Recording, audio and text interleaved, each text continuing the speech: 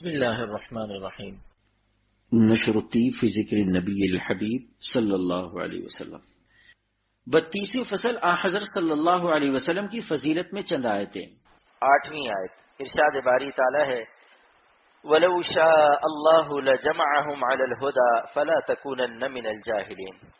اس آیت مبارکہ میں بھی جملہ شرطیہ اگر اللہ تعالی چاہتے کی وجہ سے آپ صلی اللہ علیہ وسلم کا بے خبر ہونا لازم نہیں آتا، کیونکہ انبیاء علیہ السلام اللہ تعالیٰ کی قدرت سے بے خبر نہیں ہوتے، بلکہ اس جملہ شرطیہ کا مطلب یہ کہ اللہ تعالیٰ نے ان کفار کی ہدایت کا ارادہ ہی نہیں فرمایا، جیسا کہ ارشاد ہے سواء علیہم اانذرتہم ام لم تنذرہم لا یؤمنون، اور یہ بات آپ صلی اللہ علیہ وسلم کو اس سے پہلے معلوم نہ تھی، اس لیے ارشاد ہوا کہ اب آپ لا علم نہ رہیے، یقین کر لیجئے۔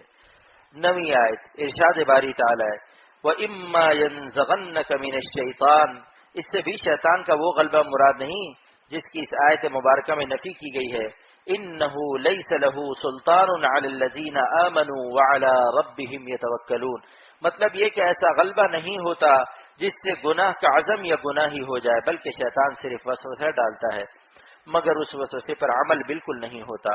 جیسے کوئی غلط انسان کسی نبی کو برا مشورہ دے سکتا ہے، اسی طرح شیطان کا مشورہ دینا بھی ممکن ہے، مگر اس پر عمل ناممکن ہے۔ 10ویں آیت، ارشاد باری تعالی ہے عبس وتولی ان جاءہ الاعمی، یہاں پر آپ صلی اللہ علیہ وسلم کے سامنے دو مصلحتیں ایک دوسرے کے مقابلے میں آ گئی تھی۔ نمبر 1، کافر کو پہلے تبلیغ کرنی چاہیے اور مسلمان کو بعد میں۔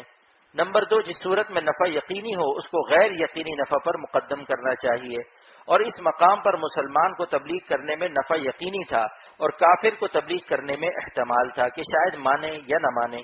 جب یہ دونوں مصلحتیں ایک دوسرے کے مقابلے میں آئیں تو نبی کریم صلی اللہ علیہ وسلم نے اپنے اجتہاد سے یہ سمجھا کہ پہلی مصلحت کافر کو تبلیغ کرنے کو اختیار کرنا چاہیے، کیونکہ یہ صحابی تو مسلمان ہیں، ان سے بعد میں بھی بات ہو سکتی ہے۔ اگر مزید اجتہاد کیا جاتا تو مسلمان کی تبلیغ کا مقدم ہونا سمجھ آ جاتا۔ تو اللہ تعالیٰ نے اس آیت مبارکہ میں یہ بات ارشاد فرمائی کہ آپ صلی اللہ علیہ وسلم کی شان کے لائق یہ ہے کہ آپ صلی اللہ علیہ وسلم کو خوب غور و خوض سے اجتہاد کرنا چاہیے تھا۔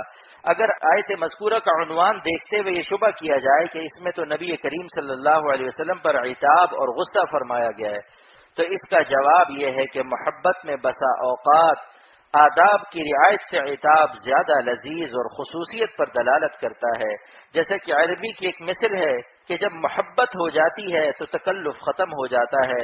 مولانا رومی فرماتے ہیں بدم گفتی و خور سندم عفاک اللہ نکو گفتی، جواب تلخ می زیبد لب لعل شکر خارا، مجھے یہ اچھا لگا کہ تو نے مجھے برا کہا، اللہ تجھے معاف کرے تو نے بہت ہی اچھا کہا، کیونکہ معشوق کے میٹھے ہونٹوں سے کڑوا جواب بھی اچھا لگتا ہے۔